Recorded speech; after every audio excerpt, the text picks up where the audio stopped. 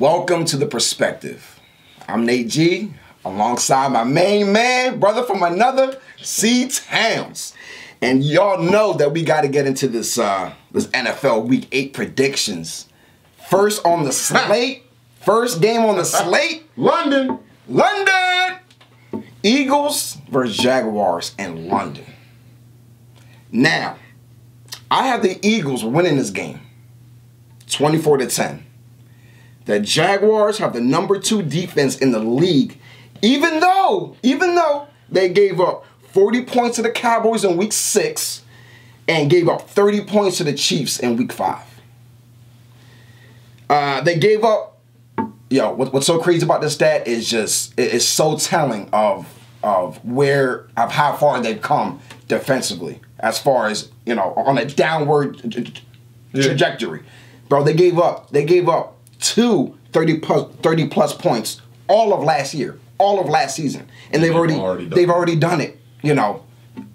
We're into Week 8. Is it bad that I feel like the defense is ranked number 2, but when Blake Bortles is your quarterback, it doesn't matter because he's not going to score more than 7 points a game. Yeah, Blake Bortles. And it's funny that you say that because I got something for that as well. The Jaguars offense has had 3 games this season, bro, where they only scored 6 points.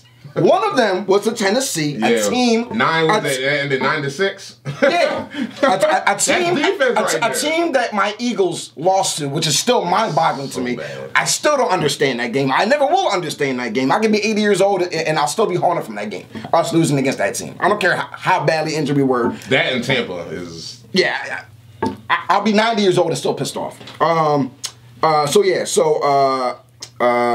The Jaguars' offense has scored 3 games this season where they only scored 6 points against Tennessee, 14 points to the Chiefs, and 7 points to the Cowboys. That offense is terrible. Now, granted, I agree with you on the Chiefs aspect because the Chiefs' defense is trash.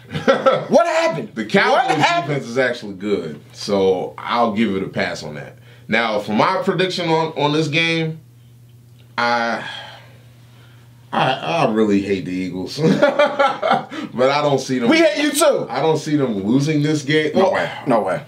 If y'all lose this game, it'll be done in the same fashion of the Tennessee Titans and the Tampa Bay Buccaneers. This is a game that you guys should not where lose. The offense is just struggling to score. There's no way that y'all should lose. It's like, put it like this. This is a test for Blake Bortles and y'all's corners. Which one is worse?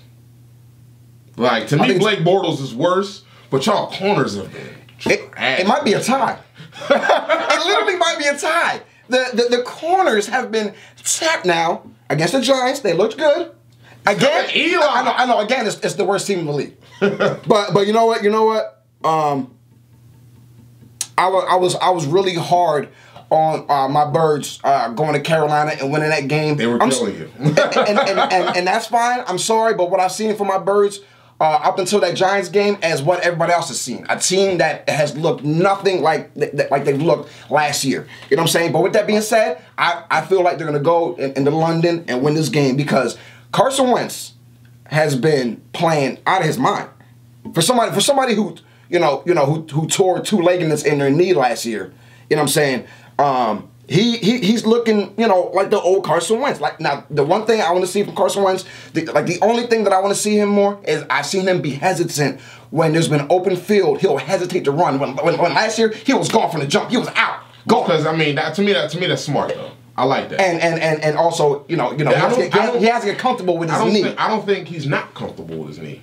I think that last year took off last year. I think that coaches are telling him you can't do that. He has to slide though. He just has to slide. This is the NFL. That's it. But why? Why? Because what's going to happen to him is going to happen. What happened to him last year against LA is going to happen to him again if he doesn't slide. He's going to get hurt again. Well, that's why he looks to throw the ball, or now he does slide or dive. But he's running smart. He may be thinking a little too much. But that's what has to happen because again he went all out. Like I said, I expect Carson Wentz when it's open field to be gone, but then not try to take on linebackers, not try to take on corners, not try to take on safeties. Nah, bro. We understand that you're about as big as a linebacker, but bro, you have to slide. You were the franchise quarterback. You got to go down. What's your score for this game? You said 24-10? 24-10, brother. But hold on. to my original point of why I think the Eagles are going to win in London against the Jaguars, bro. In week 2, no, not week 2, because he came back. He missed the first 2 games. Yeah. So in week 4, my man had 2 touchdowns. Now they lost to the Titans, which makes no sense. But it wasn't necessarily. But it wasn't necessarily his fault. He had 2 touchdowns. No game was his fault. Yeah, 2 touchdowns, no picks, 99.4 rating, threw for 348 yards. Week 5 against the Vikings, 2 touchdowns, 115.3 rating, 311 yards. Against the Giants in week 6, 278 yards, 3 touchdowns, no picks, 122.2 rating. That man is not turning the ball over. He is protecting the ball. All the games that you guys have lost, to me, wasn't because of Carson. Defensively. It was the defense. And I'm not going to say it had something to do with offense, but it wasn't of his doing. Right. The 2 games, because Nick Foles started the first 2 games of the season. It was he looked drops, terrible. The O-line, that can be a problem. Defensively, I don't know what happened to the secondary, but the secondary is just not that good. Now, my thing is this. I have the Eagles winning this game. Similar to the score, but I got y'all putting up 28 points, and Jacksonville only putting up 17. 28-17. So you got 28-17? And the main reason, and the thing is, would I be shocked if the Eagles lost this game? Somewhat, but to me, it depends on what Blake Bortles shows up. Like, what did I remember somebody is? We joked about this, but what did I tell you when they beat New England? I said, oh man, he used all his juice in that one game, and now he's gonna suck for majority of the season. And that's what he's doing. And that's basically what happened. Right. So my thing is this: now that there's already been games where he's been sucking, maybe he's due a good game. I think it won't be this week, but if he plays out like he did with New England, the Eagles could be in trouble. But I don't see. Now that's a stretch. You wanna know why? Because if I were a betting man, I would say it's not. Because what has Blake Bortles been up until last season, where he had that crazy year that came out of nowhere? He has gone back to the old Blake Bortles. Now, what 6 points against Tennessee, 7 against the Cowboys, and 14 against the Chiefs. Now, the main reason why he can't score. I'll give him a slight bit of an excuse. Was losing their, because like you said, last season, played out of his mind. But you know why he played out of his mind? Because the defense was crazy. That added to it, but it was something else. What kept the ball out of his hands? Running the ball. They are missing Leonard Fournette. Yeah. Leonard Fournette was a top running back. Now, they just got the running back from Cleveland, Carlos Hyde. How much longer is he going to be out? I don't know. That's a huge loss. Because Leonard Fournette is being missed. Yeah, I saw that. Yeah, they picked up Carlos Hyde. Yeah, for a 5th-round pick. That to me, that's a good pickup. A 5th-round pick? A 5th-round pick is not even a starter in this league. I feel like that's a good pick. It's not even a starter in this league. No, that's a good trade for them. But Carlos Hyde was balling out in Cleveland. That goes to they like Cleveland, because it's not that Carlos Hyde wasn't doing well. They have other running backs. What is a 5th-round pick going to do for you? Hey, you never know. There's a lot of 5th-round picks that's going to come off the bench. You never know. First-round pick, second-round pick, even maybe a 3rd-round pick can be a starter. No, but you're not. Nobody would give a 3rd-round pick for Carlos Hyde. Let's get into this Cleveland versus Steelers, bro. Them trading Carlos Hyde to me was a future move. It wasn't on some let's try to win now, because Cleveland knows they're not going to win now. But you cannot trade away Carlos Hyde. Somebody who's been a bright spot, bro. It's the Cleveland Browns. We're talking about the worst franchise in all of sports. Let's talk about. You're gonna trade away a bright spot to the offense? Is Carlos Hyde the future? No, he's not. So why keep him? Because think about it that way. Bro, Thinking of it as right now, it's all about helping your starting quarterback. You're young. Exactly. You're young, number 1 overall. So you want to be able to quarterback more. They're not trying to win this season. So again. Why? Hear me out. They keep Carlos. Bro, you were the same one that had them winning the division. No, I said that they had a chance to because everybody else in the division is trash. Bro, the fact that you would even. What do you mean? The fact that the top team in the division they beat. The fact that you would even mention Cleveland Browns in the same sentence as winning a division is a disgrace. All right, let's be real. They're the worst team in all of sports. Basketball, football, soccer, hockey, and baseball. Oh, you're the GM. Let me ask you a question. I'll come to you as a coach. So do you want to keep Carlos Hyde on our team and then he walks away at the end of the season or when his contract is up? Or get a 5th-round pick because the Jacksonville Jaguars just hit us up? I say keep him. Why? Because the 5th-round pick is not going to start. It's a 5th round pick. Please tell me somebody who's been drafted in the 5th round that has been a franchise changer. Somebody who was somebody that a team cannot get rid of. 5th round pick, if they would have got a 1st, 2nd, or maybe even a 3rd, I would have been like, okay. But a 5th round pick, they're not even going to start. They're not even going to play. They might be, whoever they draft with that pick, might be with the team 2 years, and then that pick will be gone. You know what I mean? It's a 5th round pick for Carlos Hyde. I'm not saying he's a future. I'm not saying he's a great running back. But bro, he's been a bright spot, one of the very few bright spots for the Cleveland Browns. I don't understand that at all. Getting rid of him. Bro, there's been a lot of players that don't. Tom Brady was a 7th. Really? The best quarterback in NFL history? Are you serious? That's your argument? Hold on, I'm going to run down some players. Okay. Don't say Tom Brady, please. That's his one. That's one. The best quarterback in NFL history. That's one. That's one. Okay. Let's talk about Kareem Hunt for Kansas City. He wasn't a 1st round pick. What was he? He was a 5th. But outside, we're talking. Bro, they got a 5th round pick for Carlos Hyde. 5th round picks in the NFL aren't star players, aren't superstar players. They're bench players. They're not going to start. They're not going to help your team win. Hold on. Rodney Harrison, safety for the New England Patriots, 5th round pick. Robert Mathis, the defensive end for the Indianapolis Colts. Zach Thomas, linebacker for the Miami Dolphins. Michael Turner, running back. Herschel Walker, running back. All 5th round picks. Joe Horn, all-time great receiver for the Saints. 5th round pick. Who do I need to keep going? Okay. 5th round picks happen. You can't just sit here and say 5th round picks aren't good. How many 5th round picks have been bust compared to the ones you just named? There's been way more 5th round picks that have been not good. But that goes for every round. Because how many 1st round picks didn't pan out?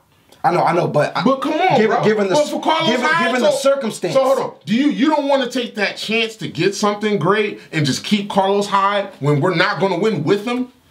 We have a better chance of taking our chances in the draft to hopefully get something good enough to help us. This is also the Cleveland Browns, though, and the Cleveland Browns have been terrible at scouting talent, drafting talent. Not no more. The defense isn't good. The defense isn't good for Cleveland. Okay, and they're all young.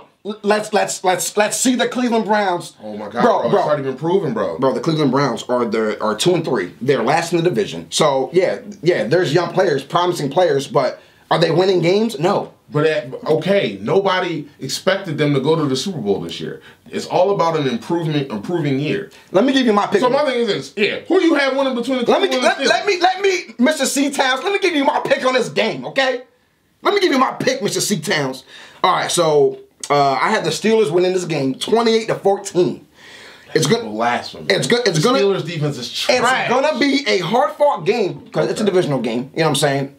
It's a divisional game, so it's gonna be a hard-fought game. These two teams know each other very well. Steelers defense is trash. Steelers have the #1 passing attack in the league, led by Juju Smith-Schuster and Antonio Brown. You better not disrespect that receiving core. I will not let you disrespect that receiving core. I will not let you. There's been games where Ben Roethlisberger threw the ball 40 times. And you know why? It's because their defense is trash. They're in shootouts all the time. It doesn't matter. You want to know why? Okay. Because Baker Mayfield.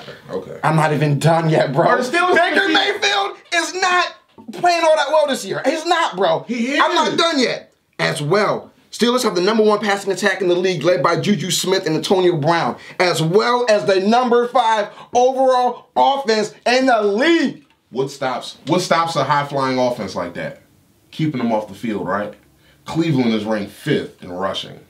And it wasn't because of all Carlos Hyde. Oh, that was prior to Carlos Hyde being gone. Yeah, but now that Carlos Hyde is gone, let's see what the rushing attack is now. Carlos Hyde, don't act like he was all. I'm not saying it was great, bro, but he was a bright spot. In the top 5 in rushing yards. Like, stop. It doesn't matter. He was still a complimentary piece to a Browns offense that desperately needs. You picked the Ravens to beat Cleveland, and I was the only guy that picked Cleveland to beat Baltimore, and I'm pretty sure Cleveland beat Baltimore that week.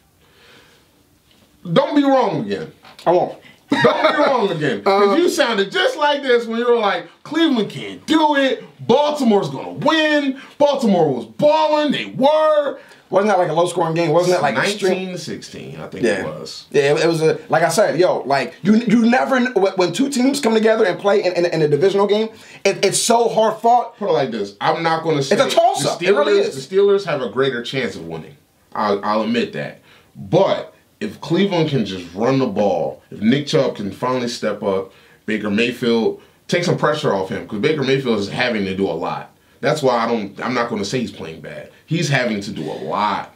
Because there's no... Can you name another, besides Landry, there's nobody else helping him on that offense, bro. Nobody. Like I said, you can't be asking for help now when you were the one when you were the one who was leading the charge on the Baker Mayfield bandwagon. Yes, bro. I like you Baker had so much Mayfield. faith in him, bro. And this is I have no year. He's not playing that well. It's his rookie season. All right, Jared. You had them playing extremely well, possibly making the playoffs. I was the with same Baker guy Mayfield this year. You know that he's a rookie. I was the same guy. So why would you have those same expectations for a rookie quarterback playing with the Cleveland Browns? Hold on. I was the same guy going against you, saying that Jared Goff was going to be a all-time great quarterback in that draft class. Yes, Carson Wentz is great, but to me, Jared Goff... I don't recall this conversation. Yeah, I do. I do not recall you saying Jared Goff was going to be good. I said Jared Goff was going to be good off his first year. I don't recall this because at I was all. like, bro, Todd Gurley was hurt that season, and I'm like, all he needs is wide receiver weapons. And that's what he got. And now he's outplaying everybody. All you had to say was Jeff Fisher was his coach. That's all you had to say, bro. All right, well, I'm not done yet. I'm not done yet. Back on topic. I'm not done yet. The Steelers winning. 28-14. I got the Browns winning. I'm picking the Browns. You're gonna eat those words. I'm picking the Browns. The last time I'm going to do that. I'm going to pick the Browns. Hey, you can pull up all the history. History don't matter. You got to ride with the Browns now. You said it. You said they might make the playoffs. You have to ride with them all year. That's the If I say, hey, they're not completely out of winning the division, it's because they're not. Last year they were terrible. I knew they were going to do better than last year. There's no way that they don't do better than last year, and they already are doing better than last year. But bro, we've been watching sports all our lives. We know sports like the back of our hands. Bro, I'm not saying anything positive about the Cleveland Browns until they actually show me something. I don't want to see potential. I don't want to see promise. I don't want to see what they might be. I want to see the bottom line. The Browns finished the season 10-6. Got a wild card. They're in the playoffs. Okay, just show me something. What have they shown you? Since 1999, what have they shown you? I'm picking Cleveland. Oh, hold on now. They had bright spots in those years. They did. Oh my God! You know what? Cleveland. I'm about to walk off the set. Hold on. I'm about to walk off the set. Hold on. Do I need to? I'm about to walk off the set. You want to talk about history? When they had Jamal Lewis, and he broke. How long ago was that? No, but you just said 99. Don't do that. You just said 99. Since 99. When have they shown something? And they did.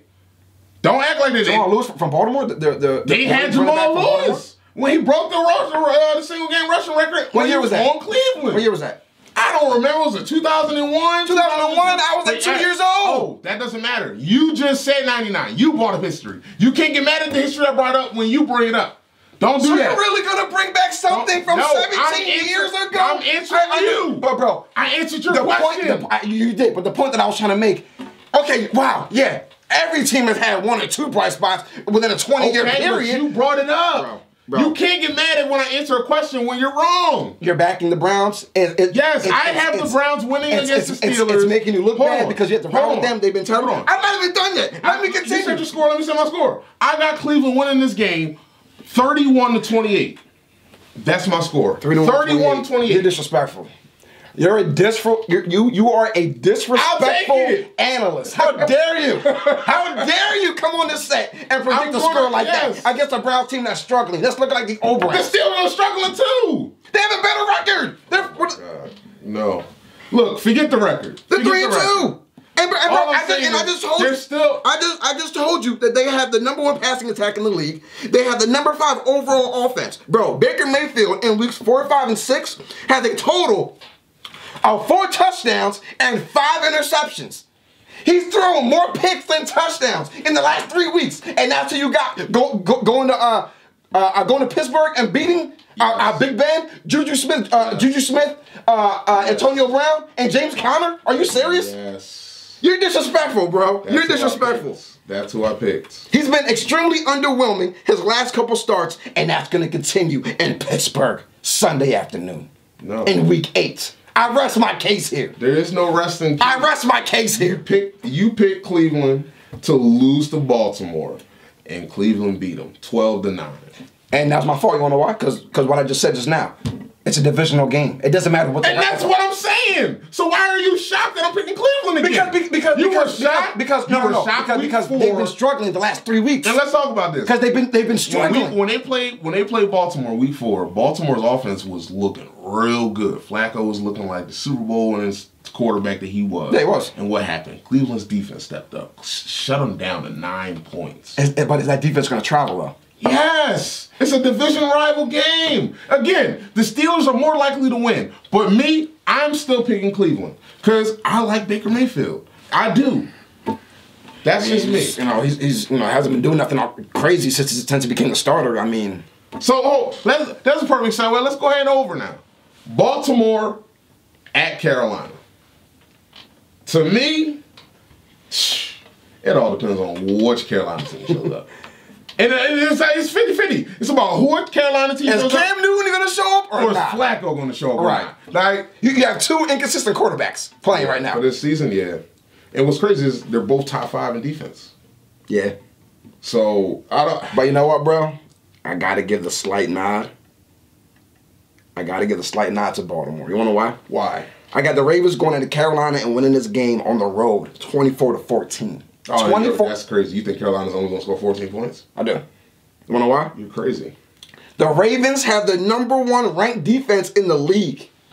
That doesn't. They lost the to Ravens. Cleveland. We just talked about. They have the 8th. They have the 8th best all-around offense in the league, going up against the 2nd to last all-around defense in the league. That Carolina defense is a hot cheeks. For Baltimore, those rankings don't matter.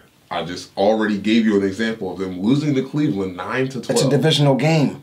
You get held to 9 points. It's a divisional game. I don't give a damn. What are you talking about? What you mean? Nah, bro. You don't get held to 9 points in the game. It's a divisional game. Divisional games, that's how they are.